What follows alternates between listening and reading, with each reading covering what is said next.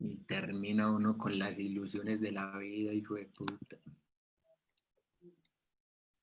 Bueno, ya,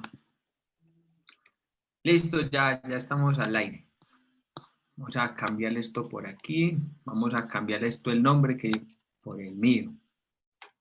A ver.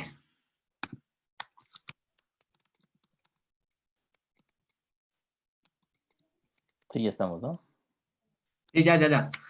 Eh, Hola, muy buenas noches. ¿Cómo están a todas las personas que se están uniendo a este nuevo Facebook Live del Instituto de Leusis, donde ya venimos ya vamos a gustar 8 semanas. La semana pasada no pudimos transmitir por problemas que tuvimos con el Zoom y con el Facebook, que no nos dejan hacer pues como el enlace de las cuentas para poder transmitir en el Facebook de la página del Instituto de Leusis.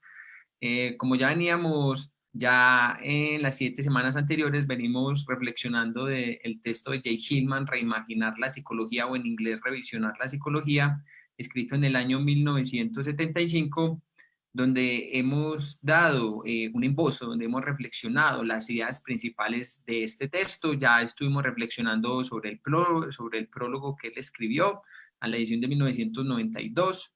Estuvimos también tratando pues acerca un poco de la introducción que él también estuvo ahí tocando, la importancia de poder tratar el texto en sí, las ideas en general más que la vida propia de Jay Hillman, porque todo el texto en sí mismo es Jay Hillman. Entonces eso también fue como muy importante para poder entrar al mundo de las ideas, de poder dar ese salto a lo psicológico, el salto a las imágenes, de la importancia de poder deshumanizar la psicología y poder atender al alma tal como se nos va presentando. Ya en los 3 encuentros pasados estuvimos tratando acerca un poco de la importancia de la personificación, como esta forma constituyente en la vida psicológica del sujeto, sobre el daimon que se nos impone, sobre la importancia de poder personificar, no personalizar, que es muy diferente porque personalizar tiene que ver más con la constitución egoica, la personificación es algo que se nos impone. Y también hemos venido tratando lo que es la importancia de la patología, o el patologizar, como lo llama James Hillman, sobre cómo el alma aparece entonces a través de la patologización, que el alma aparece a través de la aflicción, que la patología no es como la hacen ver de pronto las ciencias, las otras psicologías, como la psicología humanista o la cognitiva, en que rechazan la patología, es decir, porque el sujeto no tiene que sufrir, el sujeto está aquí como para un bienestar, mientras que Jay Hillman nos muestra que el alma en sí misma también es aflicción, el alma también aparece a través del sufrimiento, también de esa patologización que muchas veces se nos impone, la depresión, la ansiedad, la crisis existencial, etcétera, etcétera. Eso es lo más o menos lo que hemos tratado. Perdón, Alejo, buenas noches, ¿cómo estás? ¿Qué tal, John? Buenas noches. Pues sí, también una disculpa por la sesión de la vez pasada, pero pues los problemas técnicos no los podemos prever, nos ganaron esa vez. Bueno, yo me imagino que no va a ser la última vez que pase eso, ¿no? Pero bueno, continuamos. Miren, yo platicaba con John y con los del Instituto de Leusis y comentábamos, ¿no? O sea,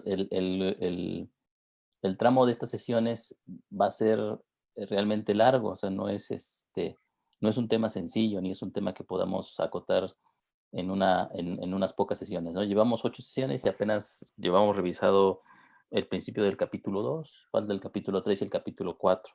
De hecho, cada capítulo tiene su propia dificultad, ¿no? El capítulo 3 es el capítulo más complicado de todos, ¿no? Es transparentar y yo me imagino que ahí vamos a quedarnos un rato para poder tratar de entender lo que James Hillman nos está diciendo ahí. A mí me parece muy importante y de hecho yo creo que una obra se tiene que abordar así, ¿no? Es decir, no solamente pasar las páginas una tras otra haciendo como que leemos, sino precisamente profundizar en cada cosa que se nos aparece. O sea, al final, o sea, no es que tengamos que saber lo que sabe Hitman, pero sí tenemos que, o sea, o nuestro deber como como lectores es tratar de abarcar cada una de las ideas que el autor nos propone para poder argumentar el concepto que va girando alrededor de su obra. Entonces, bueno, en ese sentido, el libro es exigente con nosotros, o sea, no solamente es que nosotros nos impongamos esa exigencia, sino para poder leer, para poder abordar, para poder entender algo específicamente, pues tenemos que asumir la propia exigencia que nos propone el texto en sí mismo, ¿no? El texto de Hillman es un texto complejo, es un texto muy, muy rico, o sea, y Hillman es un hombre de una cultura tremenda. Entonces, ante esa situación, pues obviamente no podemos despacharlo en 8, en 10, en 12 sesiones, vamos a necesitar muchas más, ¿no? Entonces, bueno, aquí vamos a estar un rato, por lo menos otros tantos meses más. Sí, vamos a estar de todas maneras porque como vos están mencionando, Hillman es un tipo muy culto también y de hecho tuvo que ser culto para poder sublar algunas ideas de Jung, para poder llevarlas como a otro nivel de complejidad o de atención a la psicología. Y bueno, eso realmente no se logra solamente como vos mencionar, leer así de paso, decir ya entiendo, sino que realmente hacer un ejercicio de reflexión bastante arduo que realmente es lo que hace un pensador, lo que posibilita realmente como la originalidad de un trabajo, como la aportación de nuevas ideas, se da entonces es a partir de esa reflexión que el autor puede hacer sobre otro autor, verlo, comprenderlo, captarlo y sobre eso ver más. Y Hillman lo que hace en este texto, Reimaginar la psicología, que es uno de los textos más fascinantes de este autor, porque realmente le voltea a uno la cabeza cuando uno lo lee con el corazón y se le entrega el texto en su complejidad, como dice Alejo, y realmente le abre a uno la visión a un poco más las puertas frente a la comprensión de lo psicológico. Bueno, en el capítulo anterior entonces estuvimos tratando acerca de esta importancia entonces de la patología, entonces de cómo se negaba la patología a través entonces del nihilismo, a través entonces también del nominalismo y a través también de la trascendencia, donde estuvimos desglosando eso durante hora y 40 minutos. Entonces, nos estábamos dando cuenta también de, como decía Jane Hillman, entonces, donde se arrastra también a Michel Foucault, cuando él pensaba entonces que él decía Michel Foucault que la psicopatología era una relación entre el poder y el control que se da, digamos, en los sistemas sociales. Más o menos así es un poco la idea. Y bueno, entonces Hillman entra a refutar eso porque entonces están negando, es decir, la propia capacidad que tiene la psique para patologizar, para crear enfermedades, porque como vos lo mencionabas en una conferencia que pasadamente estamos llenos de enfermedades, estamos llenos de morbilidad. Hillman también dice eso en su texto en psicología arquetipal sobre la patología, sobre esa morbilidad, sobre la patologización que tiene la psique en sí misma, sobre la importancia entonces de cómo poder atender al alma tal y como se nos presenta, que es a través de este sufrimiento, de esta agonía, de esta desesperación que muchas veces se nos impone, que como decía, por ejemplo, en San Juan de la Cruz es esa noche oscura del alma, pero ¿qué es el alma y cómo se está manifestando? En Kierkegaard es la desesperación. Y en Jung sería esa derrota del ego, pero que en realidad no es más una forma para atender al alma, entonces que tanto el nominalismo también entonces en su momento entonces con la forma de negar los universales y enclaustrar las palabras solamente entonces en un nombre sin posibilidad de amplificar mucho más, entonces también era un reduccionismo muy constante, muy fuerte también a la hora de la patologización y también por esta parte entonces del nihilismo, también de esta negación que se da también entonces de la psique en sí misma como esa capacidad que tiene para producir patologías, o en este caso del humanismo, en este caso de la trascendencia, cuando por ejemplo estás, que ese es el capítulo que vamos a tratar y un poquito para ya empezar con el capítulo, que es la diferencia entre lo espiritual y entre el espíritu y el alma, entonces donde cogen la trascendencia, entonces, por ejemplo, como es la psicología humanista de Abraham Maslow, la terapia gestal, la terapia transpersonal, de elevar al espíritu, digamos, o la conciencia a su máximo esplendor o a esas experiencias cumbres, pero que no era más como el alejamiento del alma o meter, como dice Hillman, debajo de la alfombra la patología y no atenderla para atender solamente el espíritu. Entonces, que el atender ese espíritu y la ampliación de la conciencia era nomás entonces como una evasión de la patología, como una negación de aquello que le está ocurriendo al alma, como meter por debajo del alma la propia capacidad que tiene la psique también para enfermarnos y que también es muy, muy importante. Entonces, en este capítulo hace más o menos entonces esta crítica y la importancia de esto. Y también Alejo Gilman menciona en este texto algo que a mí me llamó mucho la atención cuando él menciona algo que a mí me llamó muchísimo la atención, cuando él hace una crítica al humanismo, cuando él dice que le hace una crítica por ejemplo, a estas corrientes espirituales que en Oriente no están mal, porque Oriente, como lo ha dicho, vos lo has comentado, y yo también lo he reflexionado un poquito, en Oriente la espiritualidad es una forma de conocer al mundo, y nosotros se trajo entonces grandes pensadores, otras personas trajeron entonces esta sabiduría para aplicarla en Occidente como una forma supuestamente de quitarnos el sufrimiento, la angustia, los pecados, pero que como ya Jung lo había mencionado en una cita que vos pusiste, que era bastante peligroso esa occidentalización de la espiritualidad oriental, porque estábamos entonces desatendiendo realmente lo que nos toca atender a nosotros, que es el alma en ese devenir constante, en ese sufrir permanente, en esa capacidad de ella estar enfermarnos constantemente a nivel psíquico, pero que también es una capacidad entonces de poder pensar psicológicamente aquello que le pasa al alma. Y que Hillman retoma entonces haciendo esta crítica cuando los critica es porque se han olvidado del alma, han renegado del alma, han dejado al alma como la puta del paseo en un segundo lugar para darle solamente entonces importancia entonces a la expansión de la conciencia o a la espiritualidad, donde vos eres sabio, te vuelves un bodhisattva, te vuelves un iluminado, pero que es la evasión pura y dura del alma. Sí, sí, sí, sin duda yo, ¿no? Y es la crítica que Hillman le hace precisamente a las doctrinas espirituales en este sentido. Mira, no, no es una situación contra las prácticas orientales, ¿no? No, no es una crítica contra la meditación, el mindfulness, contra la práctica del budismo zen y todas esas El situaciones. yoga con Dalí. Ajá, es decir, eh, en sí mismo, yo creo que como prácticas terapéuticas, John, o sea, como formas de poder lograr una paz interna, una vivencia distinta de la relación con uno mismo y todo eso, me parecen muy válidas y muy, muy importantes en ese punto. Una técnica más, ¿no? Una técnica de respiración, una técnica de meditación, una forma de poder aprender de estas situaciones personalmente y toda esa parafernalia, ¿no? Como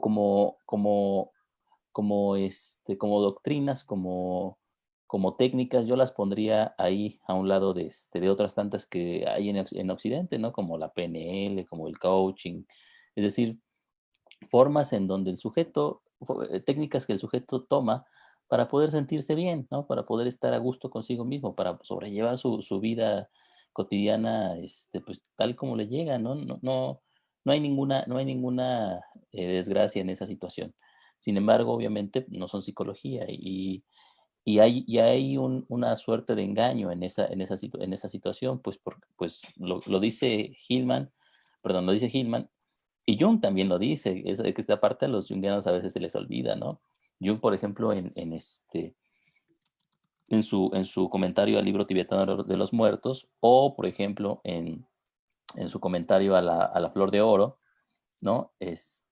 Jung habla sobre la diferencia que hay entre la vivencia de la espiritualidad, como tú lo dices, en Oriente, tal como viene en el contexto de ese lugar, en el contexto de una época determinada, ¿sí? Y lo que retomamos nosotros como occidentales de esa situación. Cuando yo como occidental me acerco a una de estas prácticas, lo hago desde un contexto histórico del que yo no me puedo salir. O sea, lo hago desde una noción que me envuelve y de la que yo no puedo escapar. O sea, cuando yo me acerco ahí busco algo que el que se acerque, ¿cómo se llama? El monje oriental, hace siglos que se acercaba a estas prácticas, no buscaba, ¿sí? O sea, no se busca la felicidad, no se busca el crecimiento espiritual, no se buscaba todo eso. Nosotros lo buscamos ya, o sea, nosotros como sujetos modernos, ajá, como sujetos del siglo XXI, lo buscamos y es una necesidad nuestra, de nuestro contexto, buscarlo. Entonces, lo podemos hacer de muchas formas. Esa es una de las tantas formas en la que nosotros lo encontramos o en la que lo buscamos, ¿no? Hay muchas maneras, hay casándose, estudiando, haciendo una carrera, Bueno, sí, también, casándome no me gusta. también hay quienes buscamos la espiritualidad Sí, en el matrimonio. en el matrimonio, no, no. Y pues lo podemos encontrar en cualquier cosa, o sea, cuidando perros, ¿cómo se llama? No sé, es decir, En un acto de beneficencia o ayudando al prójimo, o sea, exacto, eso que exacto, eso hay muchísimas formas, exacto. hasta en lo más cotidiano, porque hay, por ejemplo, que le encuentran sentido a esa espiritualidad construyendo casas en su trabajo, etcétera, etcétera. Pues el sujeto obviamente maquilla esta situación de una forma divina, ¿no? Entonces, o sea, yo, ¿cómo se llama? Surfeador de enteógenos, pues digo que esa es la situación máxima, ¿no?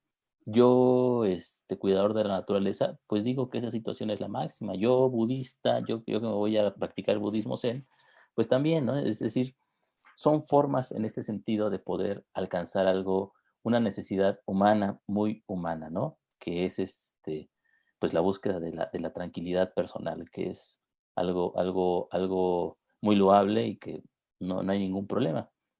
No tiene que ver con la psicología, precisamente. Es decir, esto no es un proceso ya psicológico, no es algo que la psicología le tenga que, o sea, no le incumbe a la psicología lograr la felicidad del hombre, porque nosotros hemos dicho y hemos repetido una y otra vez que la psicología, por lo menos para Hillman, es precisamente el estudio del alma por sí misma, ¿no? Es decir, el objeto de la psicología no es el hombre y por lo tanto no va a buscar ni el bienestar, ni la curación, ni el crecimiento, ni las necesidades humanas, sino precisamente la conciencia de sí misma, ¿no? Es la ciencia que estudia precisamente el suelo donde está fincada ella misma. Ahora, eh, para esto, vamos a hacer un pequeño excurso aquí, John. Lo habíamos dicho en la sesión pasada cuando terminamos. Antes de seguir con esta situación, aparece en nuestro libro, aparece un pequeño epígrafe, perdón, aparece un pequeño subtema que habla sobre la diferencia entre alma y espíritu. Esto es muy importante porque precisamente nos hace profundizar en esta situación y en la importancia de la patologización. Es muy, muy relevante que lo entendamos para poder entender lo que Hillman, ¿cómo se llama? Concibe como patologización. Pero para poder profundizar más en eso, les habíamos comentado que íbamos a profundizar en el texto de Picos y Valles, ¿no? Picos y Valles es un texto de Hillman que se encuentra en uno de sus libros de artículos reunidos. No me acuerdo qué volumen es, creo que el volumen El 6. volumen 3, Volumen creo que es el 3, ¿no? volumen 3, sí, Sí, sí, sí, en el Poder and Sense, en el Poder y el Senes, exactamente, exactamente, ¿no? Entonces, 1979. mira, ¿desde cuándo, no? Entonces, vamos a revisar un poquito en ese se ahonda precisamente lo que aquí Gilman presenta como la diferencia entre alma y espíritu.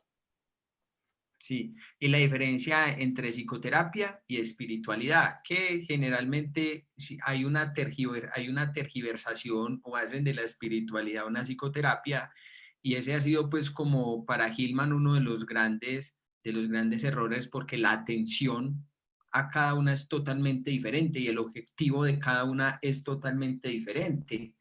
Y entonces, Alejo, porque en este texto de Picos y Valles, realmente Gilman arranca este texto con algo que a mí me llama mucho la atención, y es cómo la imagen fue enclaustrada, es decir, fue encerrada, negada, y fue muy, digamos, en ese nominalismo por allá en Binacio, en Constantinopla, en 1897, creo que esa es la fecha, donde entonces el cristianismo y el catolicismo era la patria potestad en función de la imagen, en función de lo que es Dios, de lo que debería de regir, y bueno, y es algo que se enclaustró mucho por muchísimo tiempo en esta relación del alma, y hay una misma confusión que se plantea también en el mismo cristianismo cuando confunden alma con espíritu, o lo que es lo mismo, o no tienen esta diferencia.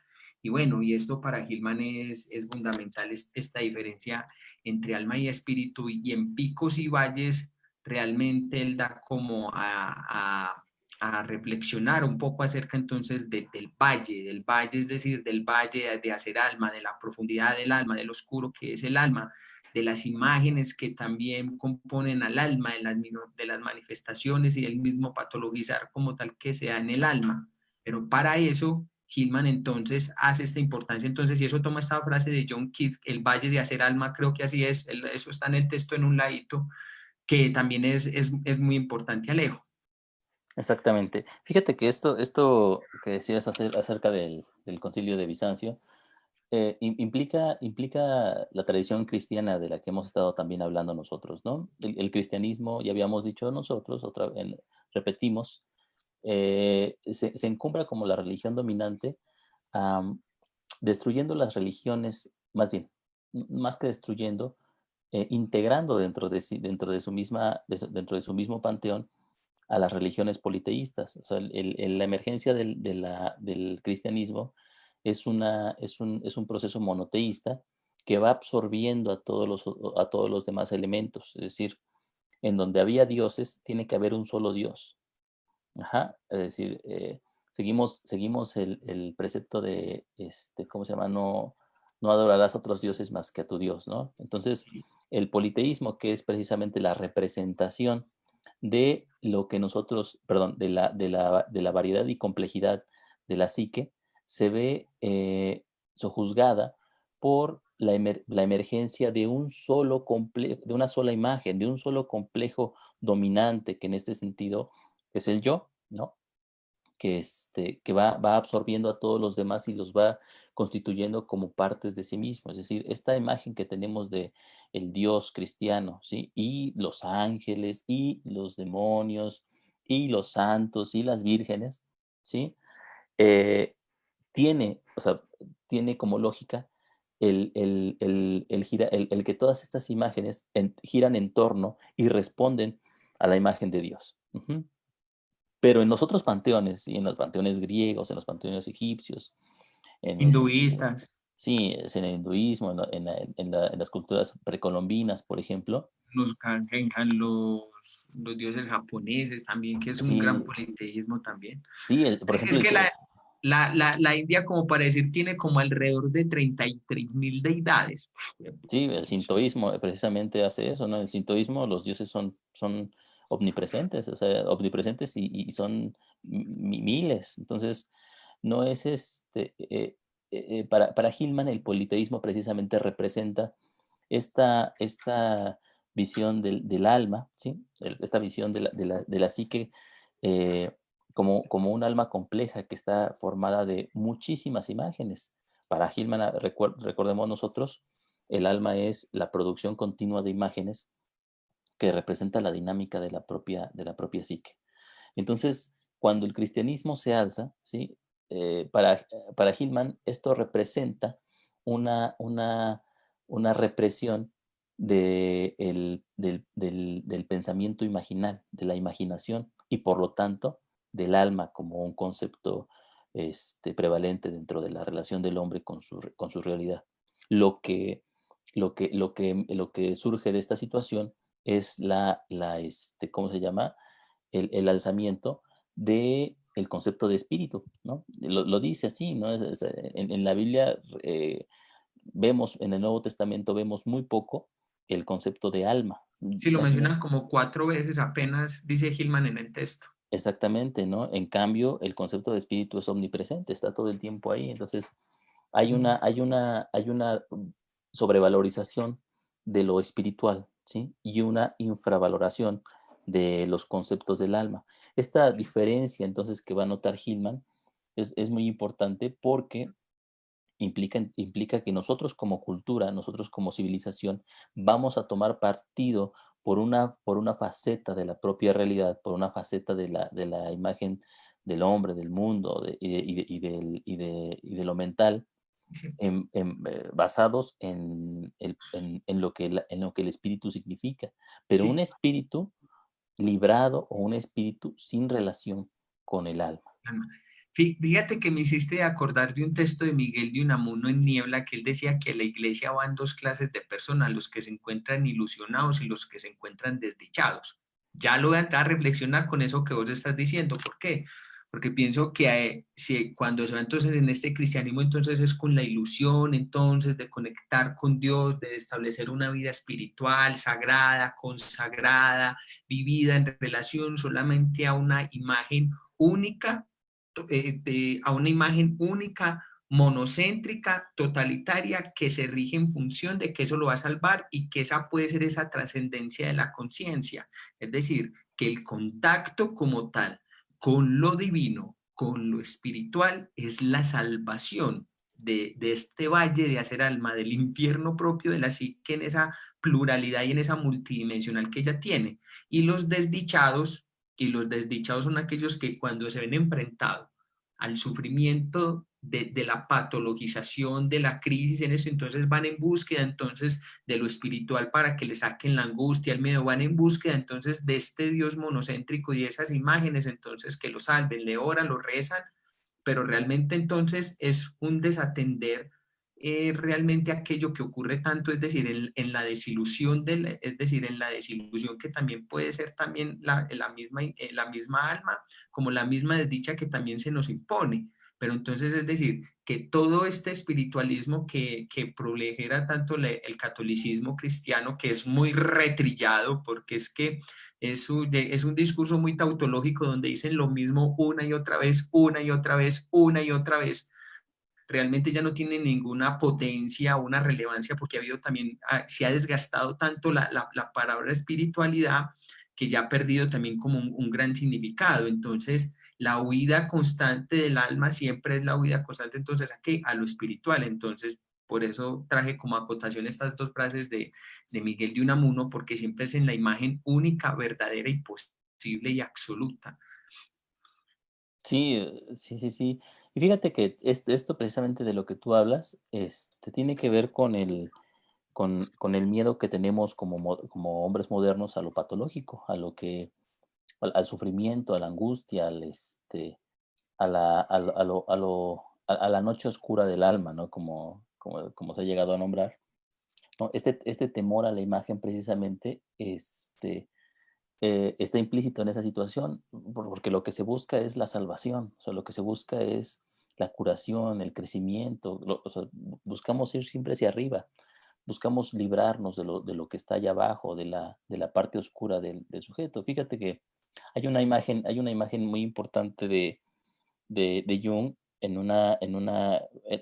relata en uno de sus casos, en donde perdón, es un sueño, de hecho, es un sueño que tiene con una paciente, en donde la paciente está, me parece que en una ciénaga, y entonces la paciente le pide a Jung que lo saque, y Jung le dice, no, o sea, más al fondo, es decir, tienes que ir más al fondo, o sea, no es salir de la ciénaga, sino al contrario, hundirse en la ciénaga. Ajá.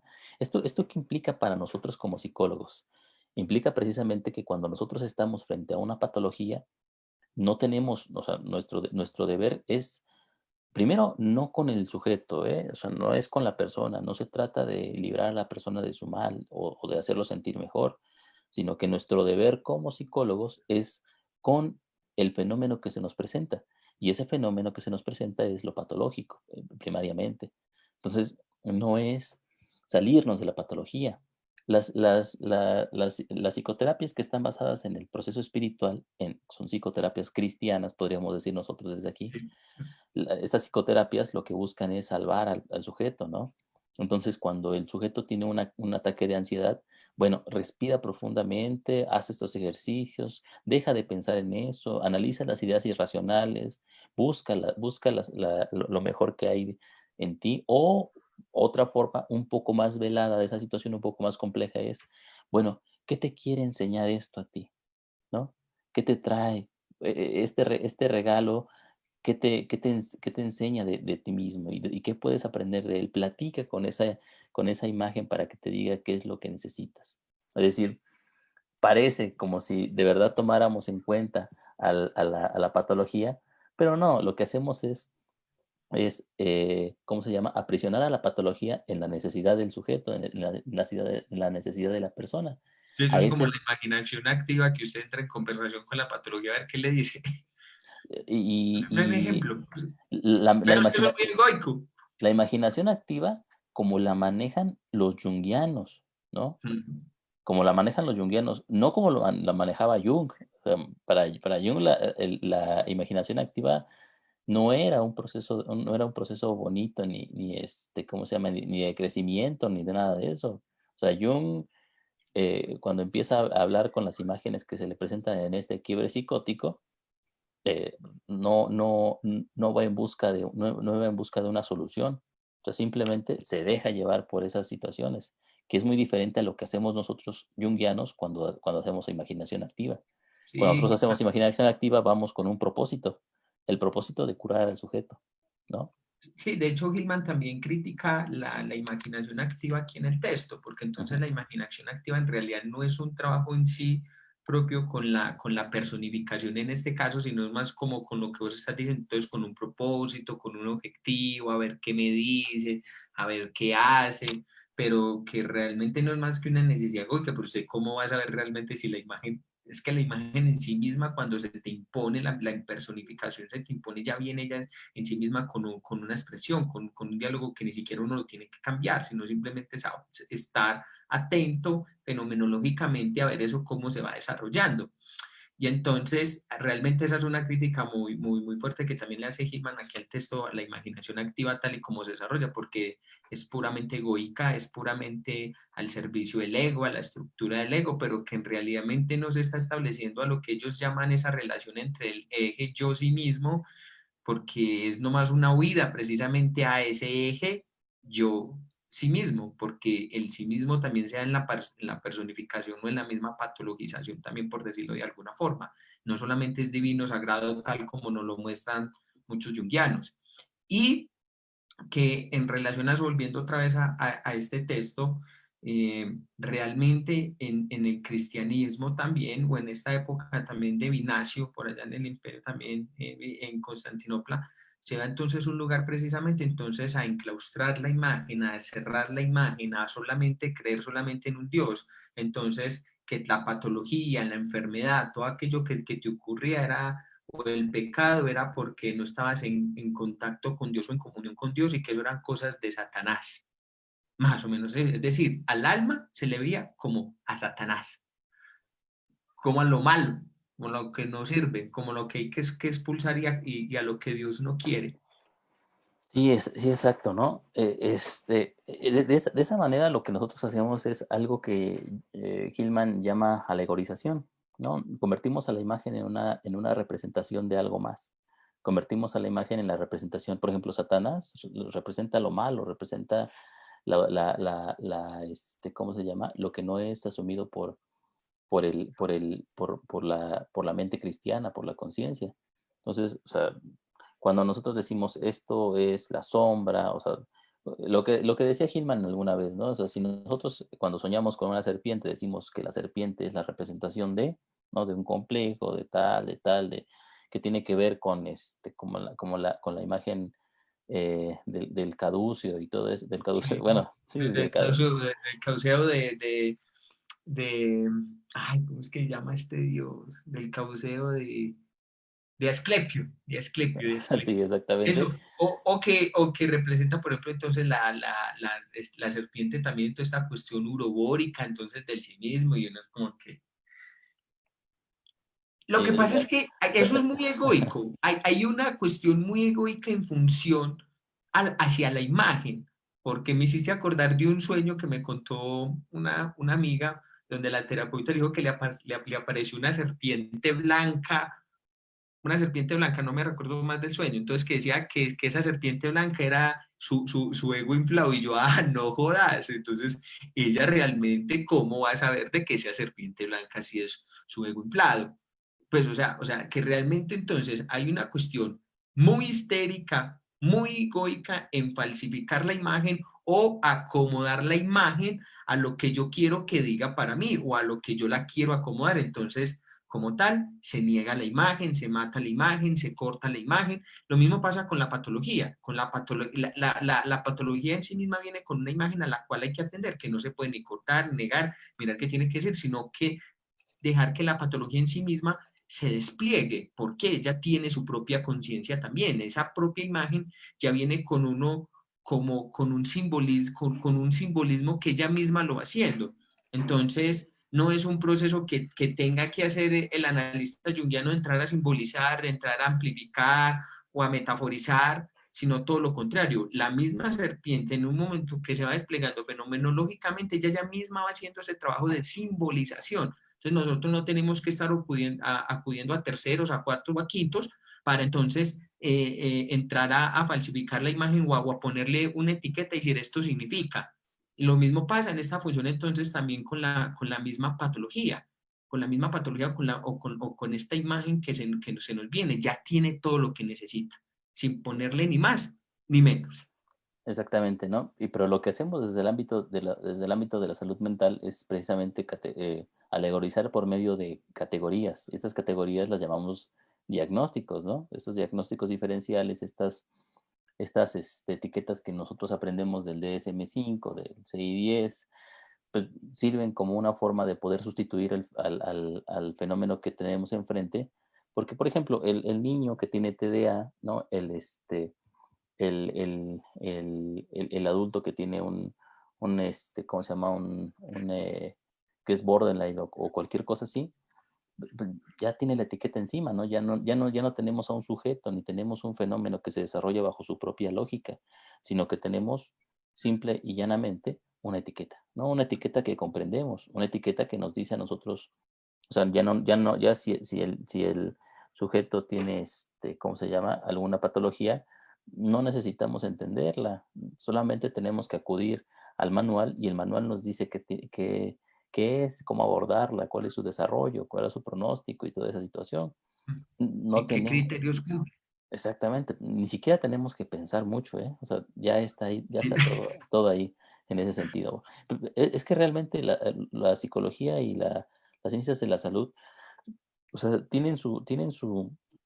o sea, necesitamos mucho el hábito de memorizar, pero de pensar no se nos exige, realmente. O sea, por eso no hay grandes pensadores dentro del ámbito. O sea, no hay Sí, como una reflexión muy profunda en este sentido, el, qué pena que te interrumpa, me hiciste acordar de Heidegger. O sea, los psicólogos en función de la patologización están en un estado de interpretado.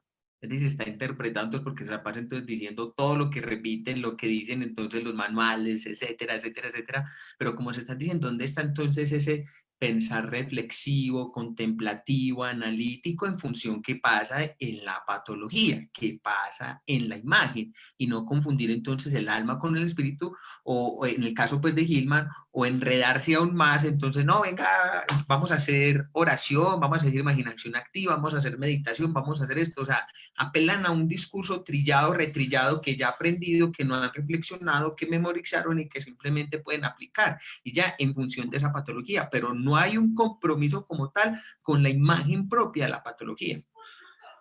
sí, exactamente. Y fíjate que en este sentido, por ejemplo, nosotros cuando como psicólogos nos asomamos o tomamos de la mano a ciertas fantasías específicas de nuestra disciplina, ¿no? Como por ejemplo la fantasía científica en nuestro propio hacer, ¿no? O sea, fantaseamos mucho los psicólogos con que la psicología sea una ciencia específica y que tenga que ver con que sea reconocida como una ciencia por su hacer empírico, ¿no? Por su investigación, por su apego al método científico y todo ello. No nos preguntamos nunca cuál es la fantasía que está detrás de esa necesidad, ¿no? Y por qué la ciencia es una fantasía también.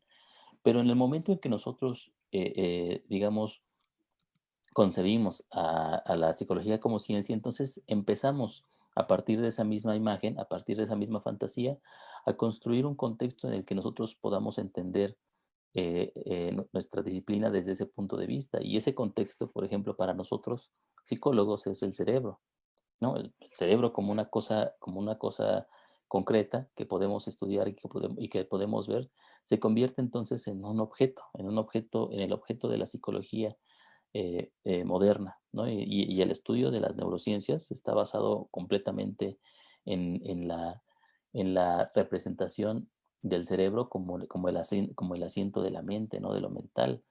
Entonces, lo que hicimos ahí como psicólogos nosotros es para poder estudiar para poder tratar de darle un sentido científico a nuestro propio quehacer, lo que hacemos es meter dentro de un objeto, ¿sí? Todo el complejo de la mente como tal, o sea, de la mente como la mentalidad, como ese proceso de la conciencia que se va desarrollando y que si nosotros somos cuidadosos con el asunto, pues no podemos subsumir a un solo elemento, sino que es, como decía Jung, la mayor parte del alma está fuera del hombre, es decir, la mentalidad no es una situación que solamente ocurra, o más bien que ocurra en el ser humano como si fuera propiedad de, sino al contrario, es el contexto del humano, ¿no? Es donde el sujeto se desarrolla. Pero cuando ya lo metimos dentro del propio cerebro y reificamos, ¿sí? La noción en una sustancia que nosotros pensamos que es el asiento de la mente, pues entonces, primero, perdón, aplicamos un matiz reduccionista, ¿sí? Descomplejizamos un proceso que es rico y lleno de matices y lo convertimos en algo muy pequeño que obviamente tiene su variedad y es muy complejo dentro de su propio sentido, pero no es otra cosa sino una fantasía también. Es una fantasía que no admite que es fantasía, ¿no? La fantasía de la psicología científica tiene que ver con esa situación. Entonces, Sí, bueno, es como es un catolicismo, un cristianismo científico, por decirlo de alguna forma. ¿En qué sentido me refiero a esto? Es decir, que solamente entonces hay una forma de entender, de comprender, de analizar, de aceptar, válido y no más. Entonces, ¿dónde está entonces esa pluralidad y esa misma fragmentación y esos muchos personajes que hay en la psique misma? O sea, es decir, o sea, cuando se reducen entonces a esto, a una sola forma, entonces también de entender esa patología, como eso es una coseidad, como una cosificación, entonces no se le está dando lugar entonces a la imagen que se está desplegando en la patología también, o sea, que realmente ese es como ha sido el trabajo, sino que la psicología, tanto científica tal como la conocemos, que dentro de ese complejo de inferioridad que tiene de parecer una ciencia científica pura y dura, ha perdido realmente su objeto de trabajo y su objeto de trabajo es el alma, es la psique en su manifestación. Y como se está diciendo, que el alma sigue procesos que son inhumanos, que como tal la conciencia no está siempre en nosotros, sino está fuera de nosotros también, que eso también Gilman lo despliega un poco. Y bueno, y realmente este es el trabajo que se da en el valle de hacer alma, en el valle de atender a la patología, en el valle de aquello que le va pasando el alma a sí misma y que el sujeto como tal se le imponen estas situaciones de sufrimiento patologizante que en sí mismo tienen un conocimiento para ellas más de lo que nosotros necesitamos, queremos o sabemos. Entonces eso también es muy importante, o sea, la imagen o la fantasía científica de que tienen una verdad pura y dura de curar la patología, entonces a través entonces de regular los neurotransmisores, la serotonina, la oxitocina, la dopamina y las endorfinas, es como una forma como tal de cura de la depresión, pero entonces no están dando cuenta esa parte imaginal, esa parte imaginal del alma, el alma ahí expresándose, entonces inmediatamente la niegan, la subla y la desatiende, algo que Hillman también mira también y menosprecia, porque dice en el texto Alejo de una manera ahí, por saliéndome un poco de picos y valles, dice de la siguiente manera: si he menospreciado los enfoques trascendentales de la psicología humanista oriental es porque estas menosprecian el alma real, al volver la espalda a sus patologizaciones, le vuelven la espalda a toda su riqueza, al elevarse hacia un perfeccionamiento espiritual, y aquí yo digo yo también, hacia un perfeccionamiento científico y cerebral, dejan de lado sus aflicciones y les confieren menos validez y menos realidad que a las metas espirituales, y aquí digo yo, científicas también, y y en este caso, y en nombre del espíritu superior se traiciona al alma. Entonces aquí en el nombre del método científico y de la razón técnica instrumental se traiciona al alma. Así es, ¿no? Y otra vez volvemos a Heidegger, ¿no? El problema de la ciencia es que la ciencia no piensa, ¿no? O sea, y no es que no sea pensante, sino que más bien no puede pensar en sí misma por su propia configuración epistemológica. Entonces, cuando hacemos eso, es decir, cuando despreciamos a la imagen, realmente el problema es que la imagen es nuestra propia concepción de la realidad. Vemos a través de la imagen. El mundo para nosotros y nosotros mismos somos imagen. Todo lo que nosotros percibimos, fantaseamos, pensamos, creemos, queremos y lo que sea, es decir, todos estos procesos son primero imágenes como tal. Entonces,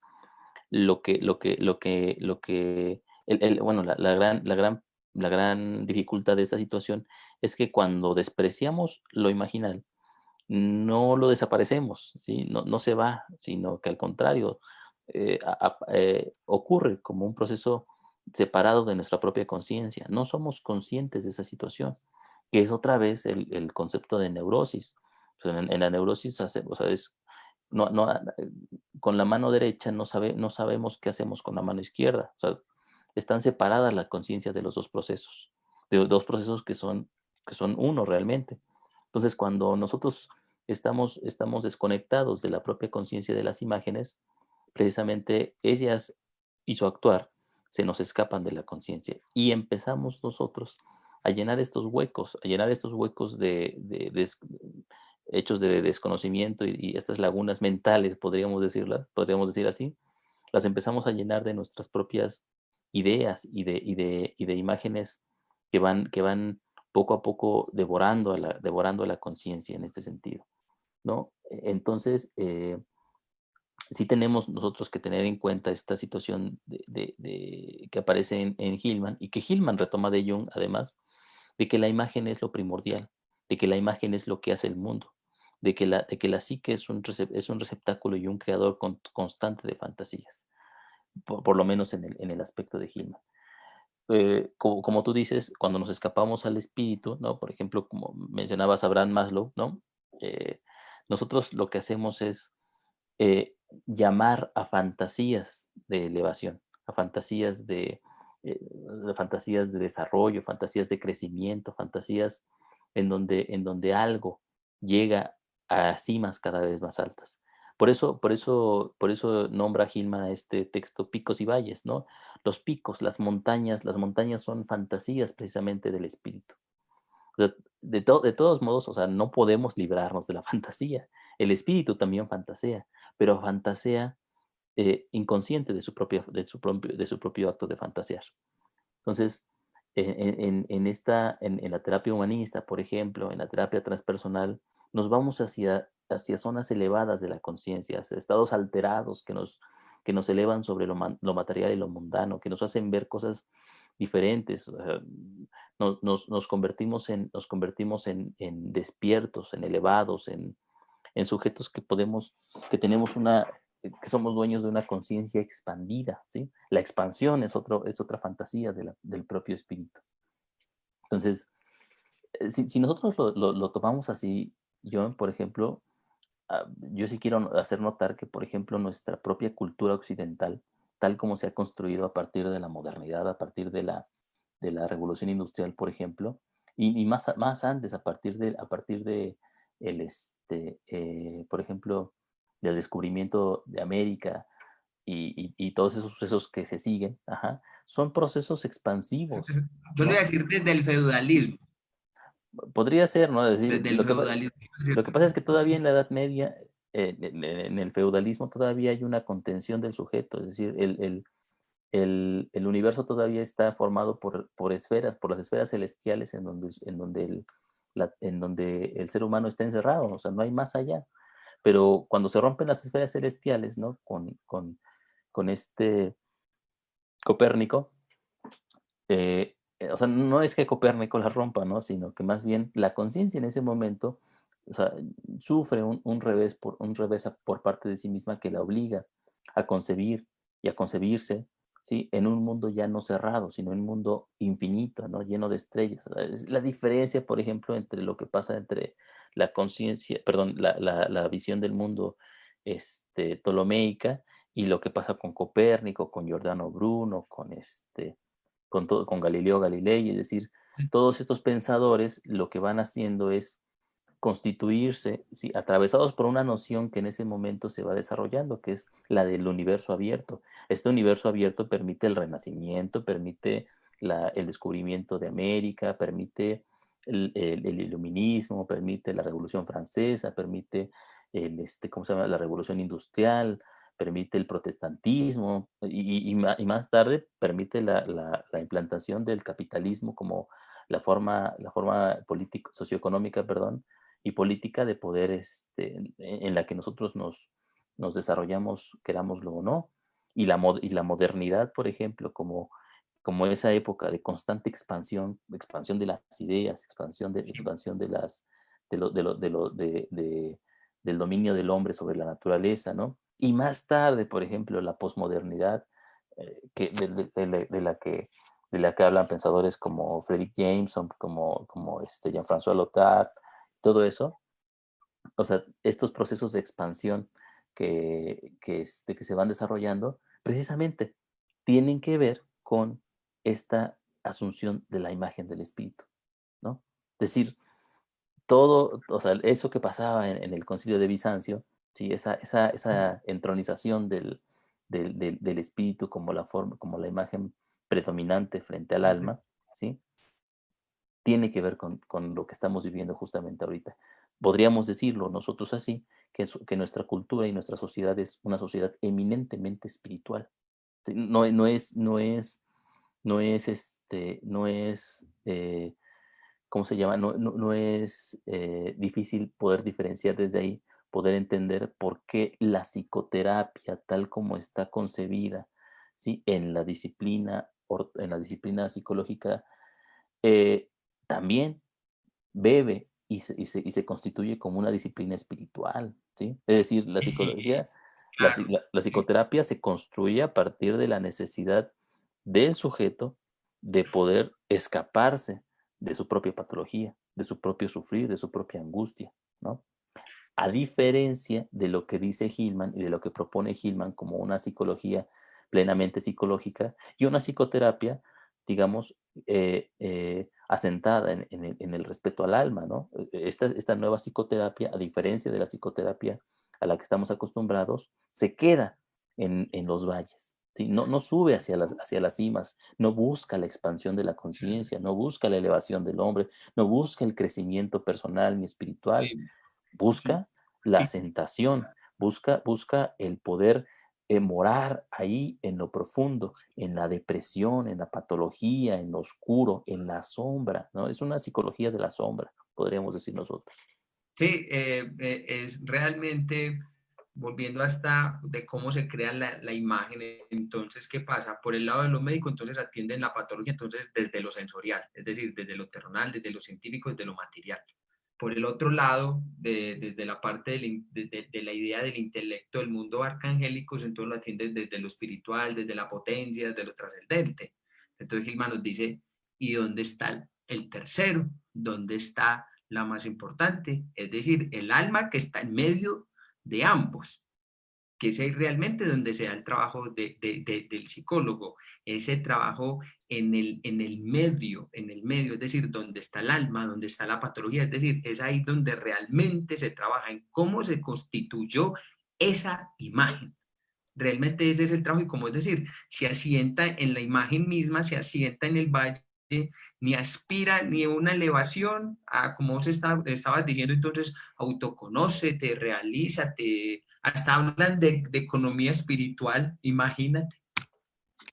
Esa- Entonces, sí, no, entonces, mira, fíjate que no es tampoco difícil entender porque o sea, pasamos de o sea, esta psicología, este tipo de psicología centrada precisamente en la persona, en es el que Alejo, ego.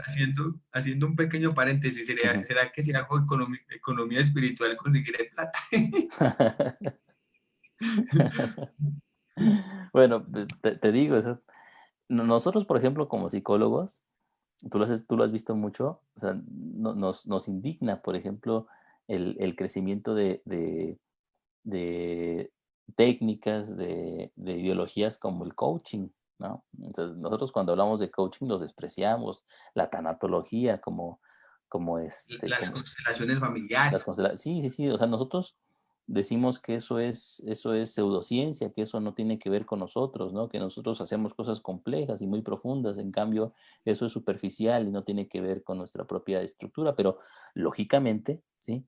Si nosotros nos basamos en ese, si nosotros entendemos cuál es el objetivo de nuestra propia, de la construcción de la psicología como un desprendimiento de la fantasía del espíritu sobre el alma, pues nosotros, o sea, vemos y podemos entender que estas prácticas estas prácticas pseudopsicológicas pues, realmente son hijas nuestras, ¿no? Realmente son parte y consecuencia de nuestro propio hacer, nuestro propio teorizar, nuestro propio construir la psicología.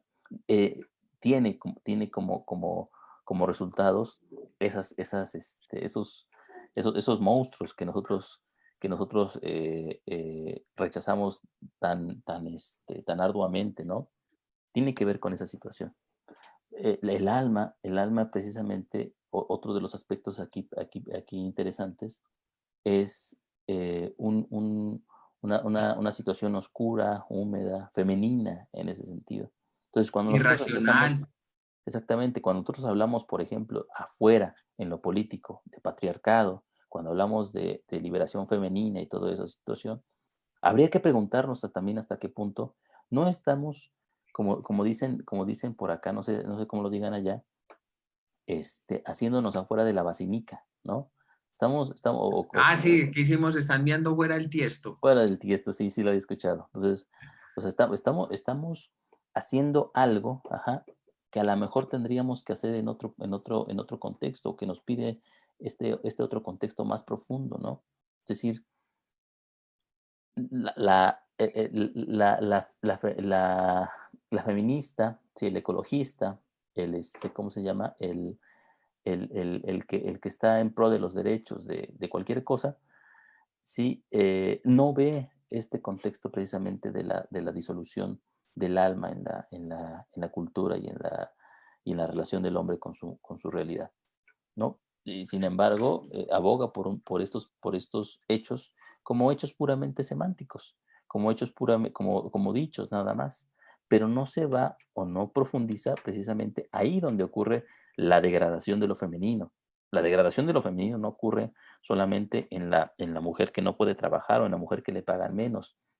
La degradación de lo femenino ocurre en el alma, ocurre en nuestro rechazo a la propia patología, por ejemplo, en nuestro rechazo a la depresión, en nuestro rechazo a lo angustiante y a la oscuridad de la propia vida del alma, ¿no? Ahí está realmente el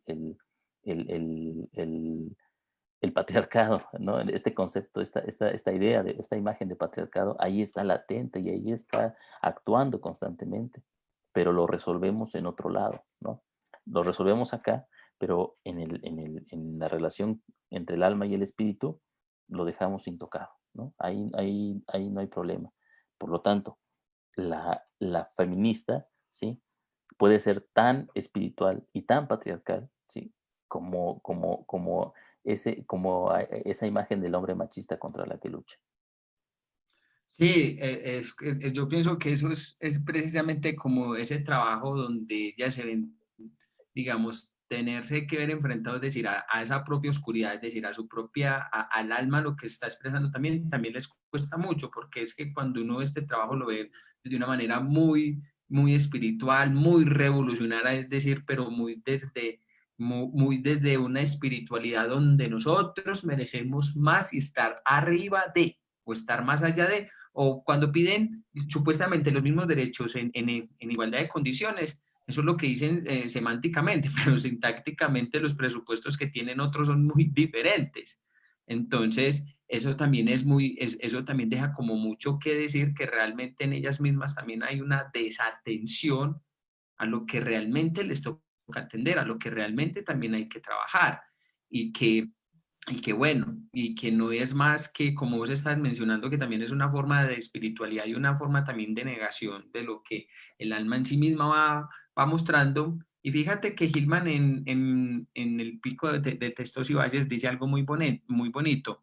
La relación de la altura con la espiritualidad no es meramente metafórica, es una realidad física. Los pueblos más espirituales de este planeta viven en los lugares más altos y también las flores más espirituales. Llamo a estos aspectos elevados y luminosos a mi ser espíritu y a los aspectos oscuros y pesados del alma. Entonces, dice lo siguiente, el alma está en la casa de los valles profundos sombríos. Allí crecen pesadas flores aletargadas, saturadas de negro. Los ríos fluyen como almíbar dulce.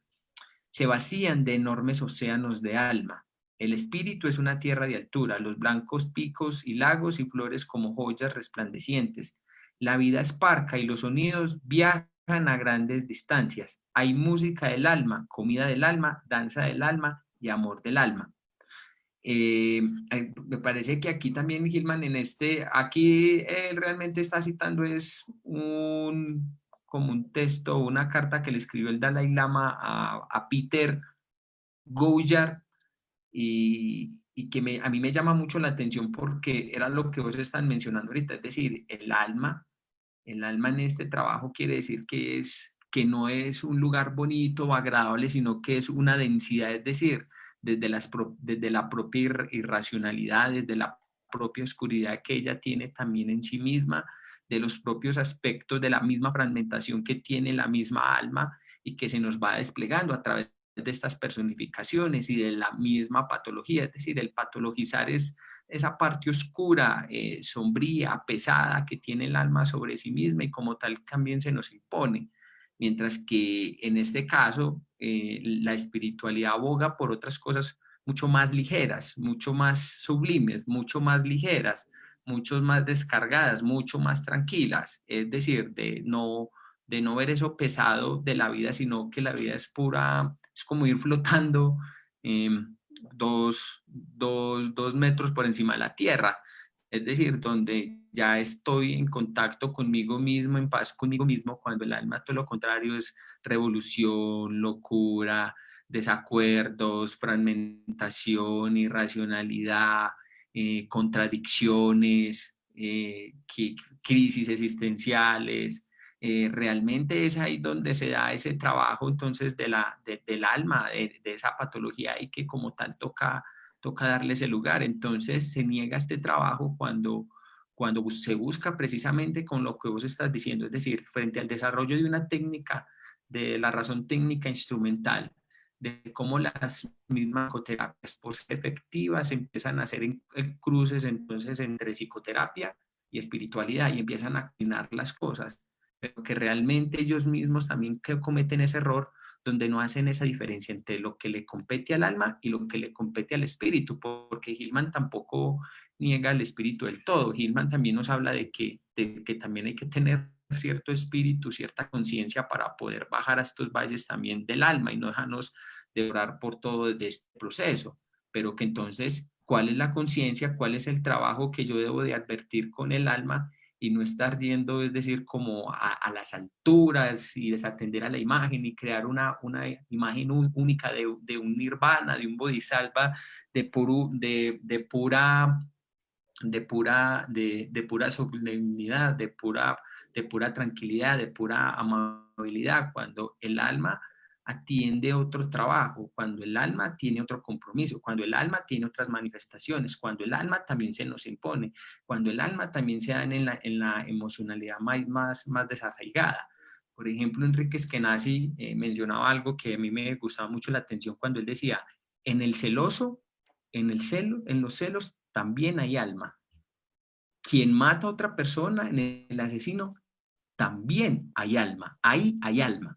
Entonces pensamos que de pronto estas personas que supuestamente matan, roban o que son celosas son personas desalmadas, pero que es todo lo contrario, realmente es ahí donde se está dando el proceso de esa imagen del alma. Sí, exactamente. Entonces, eh, cómo lo podríamos, cómo lo podríamos resumir esta idea?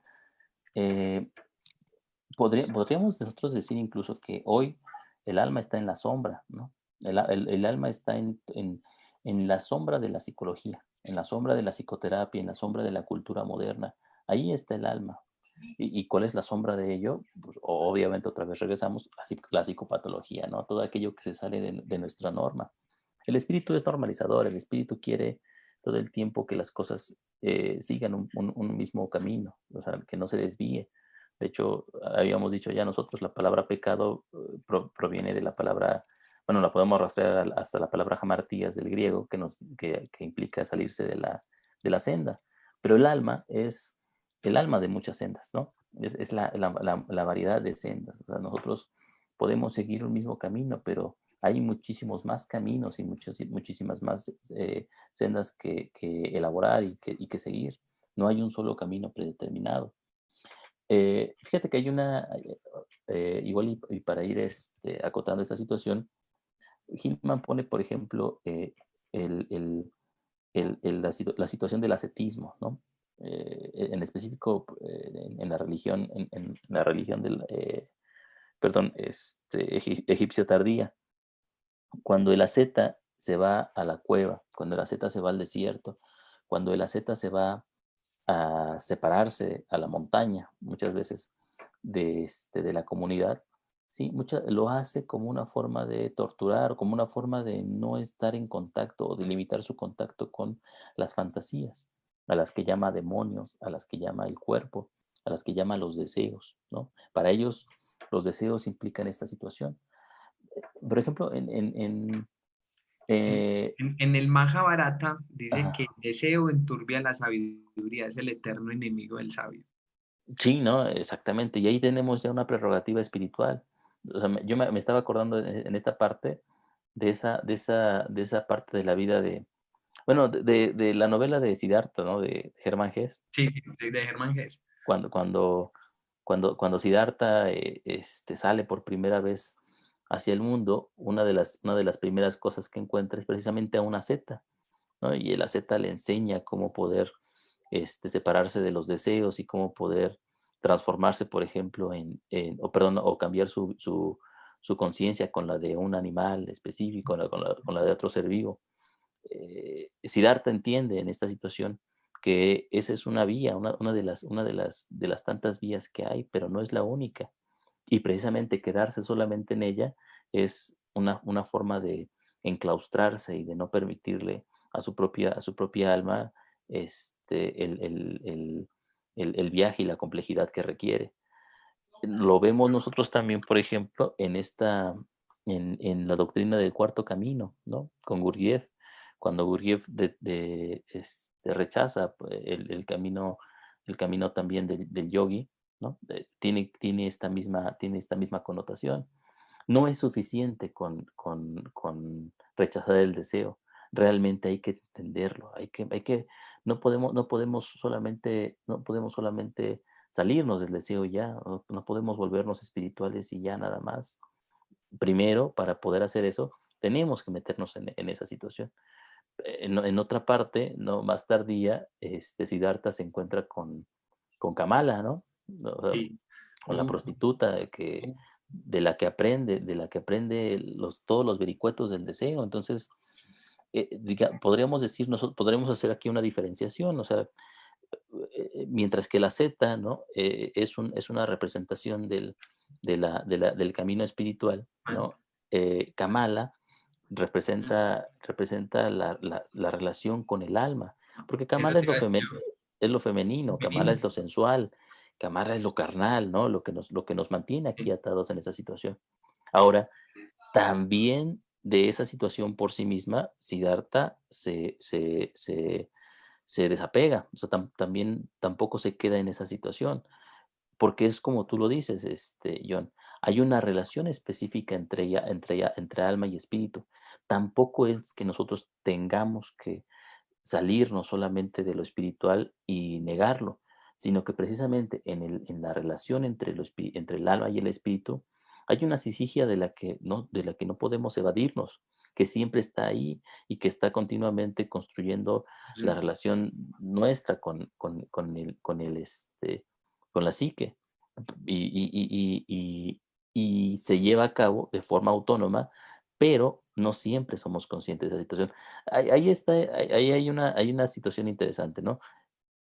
Estos procesos ocurren todo el tiempo y ocurren a pesar de nosotros. O sea, nuestra gran dificultad no es hacer o no hacer que ocurran, porque nosotros no los provocamos, sino ser conscientes de que ocurran, ¿no? O sea, nuestro vivir y sobre todo como psicólogos, nuestro vivir psicológicamente implica ser conscientes, estar atentos a esos procesos que se desarrollan en la relación continua entre alma y espíritu.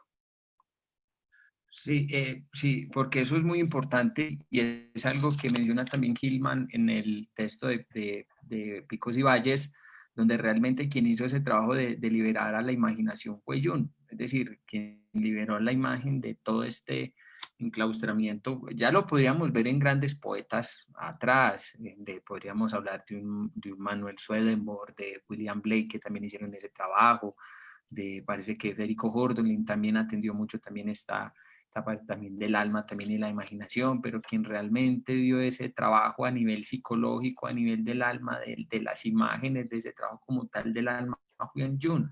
Fue en Jung quien denunció también, fue en Jung quien liberó al alma de todos estos vericuetos y de todas estas melcochas judeocristianas y católicas de confundir alma con espíritu o decir que es la misma cosa, también en un primer momento. Entonces ya June empieza a dar entonces como que el alma y esa capacidad que tiene ella de imaginarse también a sí misma, de poder crear imágenes también y crear una cierta forma también como de fantasías que tiene el alma sobre sí misma también y sobre el sujeto. Así es. Fíjate, hay otros elementos también que sería importante tocar, ¿no? Por ejemplo, hay, igual y podemos ir avanzándole con esto, diferenciando cuáles son las visiones diferentes del alma y el espíritu, ¿no? Por ejemplo, ya habíamos dicho, ¿no? Nosotros que el alma, para Hillman, es una imagen de los valles, de lo oscuro, de lo profundo. En cambio, De el lo denso. espíritu implica los picos, lo elevado, lo frío, ¿no? Pero también el alma es húmeda, mientras que el espíritu es seco, ¿no? El espíritu tiene que ver con la inteligencia, el alma tiene que ver con la intuición, ¿no? El alma ahonda, el alma es profunda, profundiza en las cosas y les da significado a las situaciones. El espíritu, en cambio, las mejora, las eleva, las vuelve saca lo mejor de cada una de ellas, ¿no? La vuelve más sublimes, más Exact- únicas. Me hice exactamente. acordar de que quien podría representar eso perfectamente, en este caso podría ser Apolo. Apolo Por podría representar perfectamente el espíritu, porque entonces Apolo en este caso muchos decían entonces del ánimos, del espíritu, entonces como de las artes, de lo elevado, de lo sublime, de la razón, de la sabiduría, de la inteligencia, de lo rapaz también. Y sin mencionar que hablándolo así, él tenía muchas dificultades con lo sexual, porque realmente lo espiritual hasta cierto punto, Apolo tenía una gran dificultad entonces para relacionarse entonces con lo femenino, en este caso con el alma, entonces porque él mencionaba, creo que es Ovidio mencionaba que cuando persiguió a la ninfa Dagne, cuando Cupido lo flechó, esta vieja se rehusó a estar con él, cogía y se le volaba, él no sabía qué hacer. Y lo mismo le pasó con Casandra, cuando le dio el don a Casandra el don de la profecía, y la promesa era que se tenía que acostar y tener relaciones. Casandra no le pagó la promesa, entonces cogió y la maldijo también. Entonces esa también es una de las cualidades que muchas veces también tiene en este caso también, entonces lo espiritual también, entonces en una parte irracional y oscura también de maldecir, de negar, de creerse la máxima verdad pura y absoluta e hipostática de lo que es la vida, o de lo que es lo importante, o de qué es lo sagrado, o de qué es lo importante. Pues, Mientras que en es, sí, sí, sí. dale, sí, dale, dale. Y es que precisamente, es decir, el lenguaje del espíritu es un lenguaje profético, ¿no? Sí, Un lenguaje que estipula, un lenguaje que dice lo que va a suceder. Y bueno, aquí tiene relación precisamente con lo que tú dices de Apolo, ¿no? O sea, ¿cómo se llama? Eh, la profecía precisamente viene de Apolo en ese sentido. Al contrario, el alma en esta situación es más fantasiosa, es decir, es más divaga. El alma, te digo, va por muchos caminos y y no encuentra, caprichosa. y caprichosa, sí, o sea, no encuentra un fin realmente a su andar en este punto. Regresa una y otra vez a lo mismo. Entonces, en este sentido también, la imagen, por ejemplo, perdón, el alma se construye en imágenes como tal, mientras que el espíritu lo hace en conceptos y en ideas, ¿no? Bueno, obviamente estamos hablando desde Gilman, ¿no? No hay, Sí, sí, sí. si no, nosotros Se te digamos, vino la seguidores, imagen se te vino la sí, imagen que se me vino a mí también. De sí, sí, Giges. sí, sí, obviamente, ¿no? Sí. Pero mientras la imagen habla de multiplicidad, perdón, el alma habla de multiplicidad, el espíritu habla de De una, absolutos. sí, de absolutos, de un solo elemento que constituye todo, ¿no?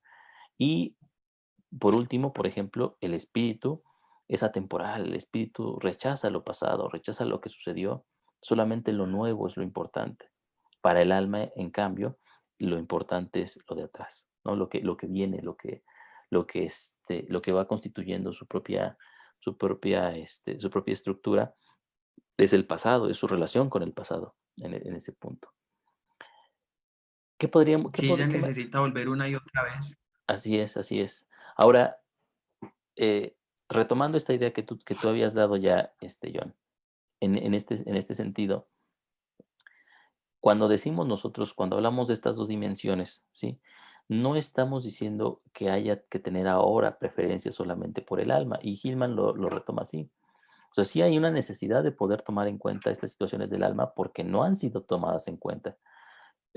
Pero la relación que el alma tiene con el concepto de espíritu, con la imagen del espíritu, perdón, es una relación sigial, ¿no? Es una situación de no separación.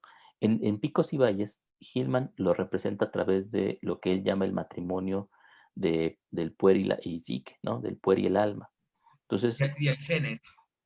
Ay, mm, sí, sí, mm, sí. sí, Espérate, sí, yo creo que es el poder y el alma lejos, perdón, sí, perdón. sí, sí, sí, sí, sí, Que no.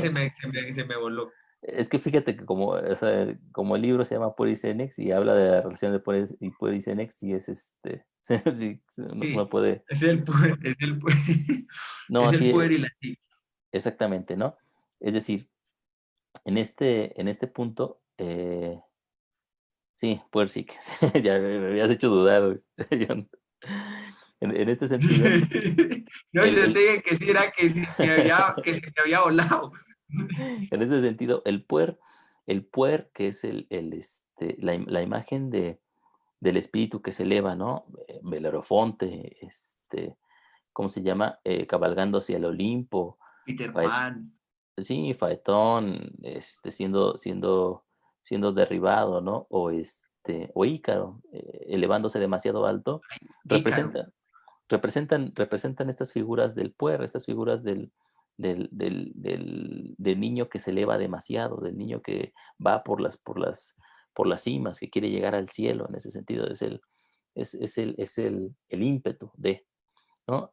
Eh, el problema también de esta situación es que a pesar de que la psicoterapia es espiritual, dice Hillman, cuando nosotros en terapia encontramos esta creatividad puer, ¿sí? Esta ambición que tiene el puer por más y más, por llegar a alturas insospechadas, son contrarrestadas por una necesidad psicoterapéutica de normalidad que Hillman relaciona con el papel de Hera como diosa del hogar y del matrimonio, ¿no? Es decir, normalizarla, bajarla a lo terrenal, no permitirle que se eleve más, darle perdón, darle, Estructura. subsumir, es decir, darle estructura y subsumirla a las normas que la sociedad estipula, ¿no? No te eleves tanto, no sueñes tanto, no vayas tan arriba, ¿no? Contente en ese sentido. Pero eso también implica un rechazo precisamente de la propia estructura del poder, porque el poder, su naturaleza es elevarse. Pero en esta sisigia que hay entre el poder y la psique, entre el espíritu y alma, hay dos cosas, es decir, el, el, el- la, el alma proporciona a las necesidades del puer, le proporciona profundidad, le proporciona realmente un sentido dentro de sí mismo, ¿sí? Que le permite a estos deseos y a estas elevaciones poder no despegarse del mundo, sino partir de su contacto con lo corporal, con los sentidos, con los valles, realmente ir construyendo su propio crecimiento.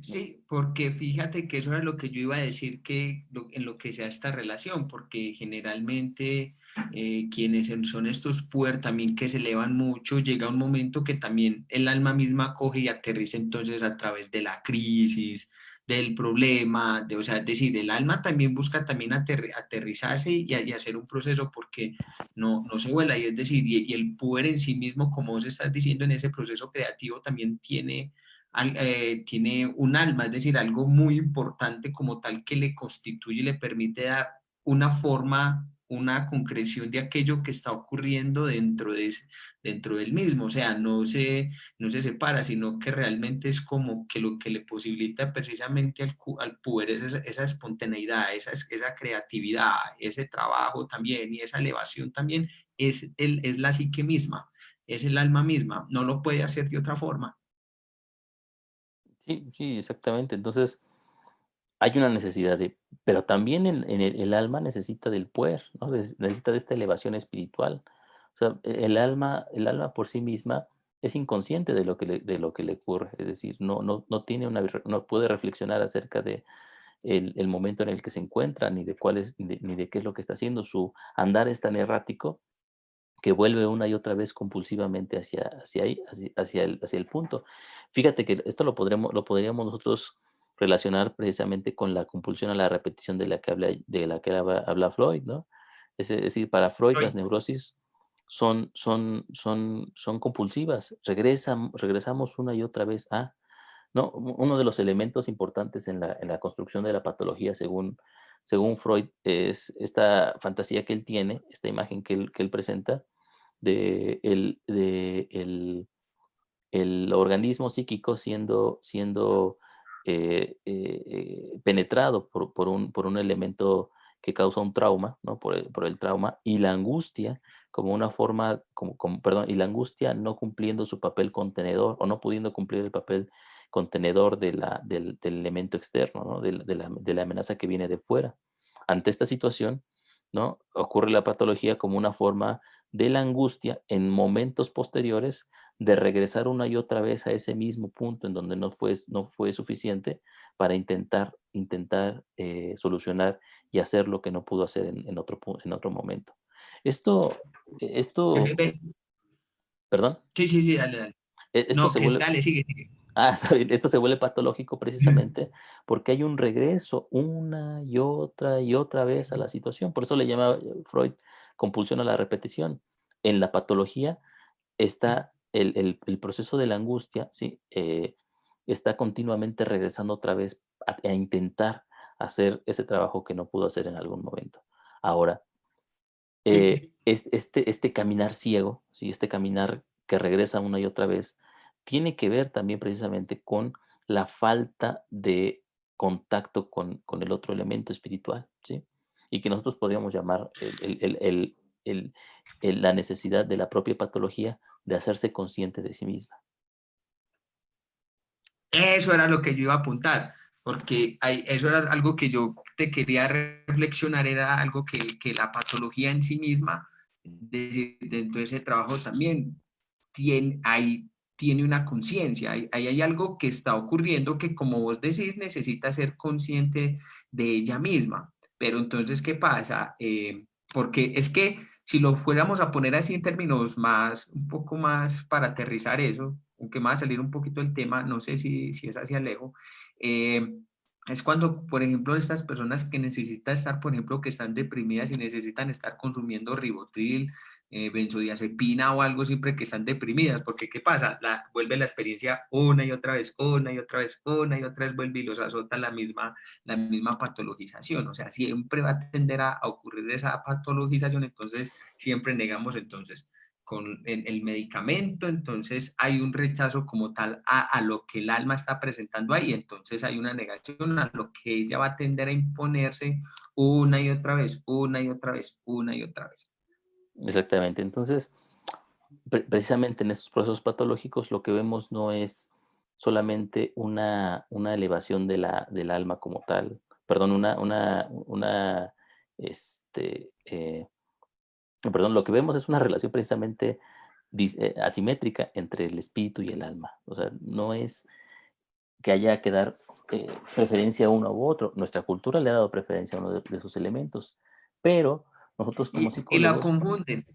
sí, y la confundimos precisamente o sea, hacemos psicología desde el espíritu, ¿no? Cuando lo que tendríamos que hacer precisamente sería hacer psicología desde el alma en relación con el espíritu, ¿no? Y el espíritu como una fantasía, como una necesidad de la propia alma por elevarse sobre sí misma y por tomar conciencia de sí como un proceso autónomo. Esta situación, pues obviamente no es asumida por la psicología, no es asumida por los psicólogos junguianos y por lo tanto aparece en los consultorios como las, la patología y como la necesidad de curar la patología, ¿no? Que al final esta relación inconsciente entre la patología y su curación, ¿sí? Lo único que hacen es recrudecer y volver otra vez a la briega en el proceso de patologización, ¿sí? O sea, el proceso de patologización tampoco es un elemento que quizá no tendría que estar ahí eterno, o sea, no tendría que estar por siempre, sino que una vez que cumpliera su propio papel para sí mismo, ¿sí? Dar paso a otros elementos de complejidad. Pero, sin embargo, un proceso patológico que permanece ahí, ¿sí? Habla de que el sujeto o la persona, ¿sí? Está precisamente necesitando o en la labor de no permitir que ese proceso se desarrolle tal como tendría que ser, ¿no? Hay una necesidad entonces, por lo tanto, del psicólogo de ahondar y del paciente, ¿sí? De ahondar en estos procesos patológicos y permitir que los procesos patológicos se resuelvan por sí mismos, ¿sí? Es decir, no es tampoco, es decir, dejarlos ahí y que se quede, y que hagan lo que se pueda, sino más bien en el trabajo terapéutico, el trabajo terapéutico, perdón, implica eh, promover, ¿sí? Estar ahí presentes en el proceso en donde lo patológico cobra conciencia de sí.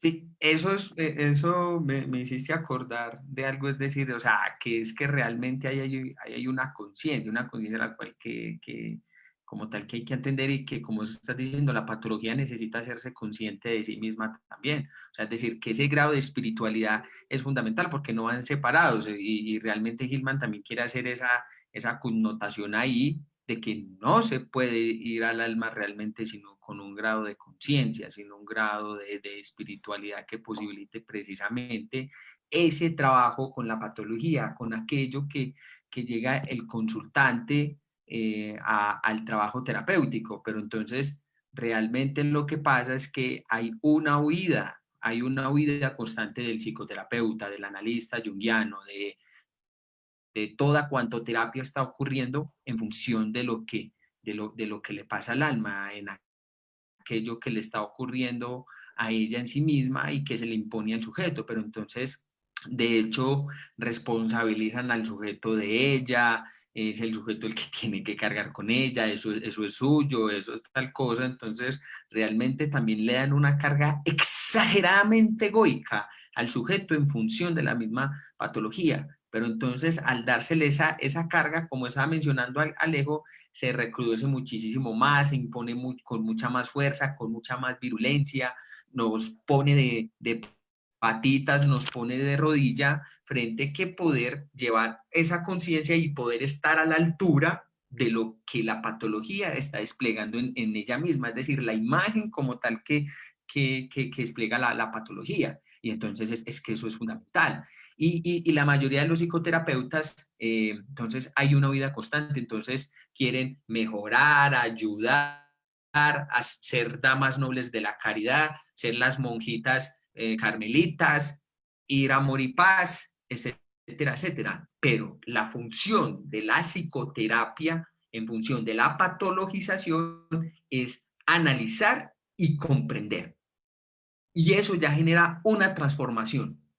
Y eso ya genera una transformación. ¿Por qué? Porque resulta que voy a mencionar aquí a Lacan. Lacan habla muy bonito de que el complejo de Edipo tiene tres procesos, tiene tres tiempos lógicos. Yo aquí lo voy a llevar a otro término, citando a un psicoanalista argentino que se llama Eduardo Dupont, cuando él decía que realmente se dan tres procesos, tres tiempos lógicos en la patologización. Esto ya lo digo yo.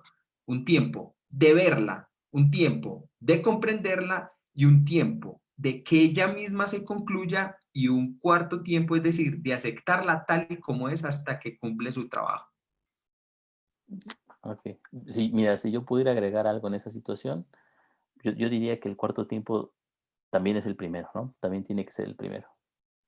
O sea, aceptarla la aceptación tiene que ser un presupuesto de la propia relación con la patología. O sea, el psicólogo no puede asumir el propio, perdón, no puede asumir el proceso terapéutico si no parte de la aceptación del proceso patológico como tal. No la aceptación de que exista, sino la aceptación de que es un proceso autónomo que pertenece a la expresión del alma en sí misma, que es el objeto de la psicología como tal. Pues bueno, yo creo que con eso podemos concluir, John. Mira, a mí me parece muy importante esta situación. Yo les recomiendo que revisen el texto de Picos y Valles. Es muy interesante, muy complejo y no sé, no lo podemos, no creo que lo hayamos Y abarcado del esclarecer todo. también. Sí, sí, sí. Me, me No, no, pare- no, me- no. me parece muy poco el tiempo que le dedicamos y hay muchos elementos que se nos escapan del desarrollo de Gilman, ¿no? Pero lo que hemos hecho nosotros es precisamente platicar acerca de la diferenciación entre alma y espíritu, porque estas dos imágenes que se presentan continuamente en el quehacer psicológico tienen y necesitan ser diferenciadas por el psicólogo para poder hacer mejor su labor, ¿sí? Para que su labor sea una labor más consciente de los procesos que están ocurriendo ahí.